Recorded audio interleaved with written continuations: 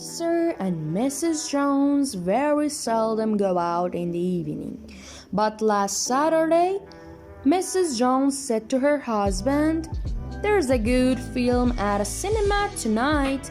Can we go and see it?" Mr. Jones was quite happy about it, so they went and both of them enjoyed the film. They came out of the cinema at 11 o'clock, got into their car and began driving home. It was quite dark, and Mrs. Jones said, "Look, Bill, a woman's running along the road very fast, and a man's running after her. Can you see them?" Mr. Jones said, "Yes, I can." He drove the car slowly near the woman and said to her, "Can we help you?" "No, thank you," the woman said, but she did not stop running. "My husband and I always run home after the cinema, and the last one washed the dishes at home."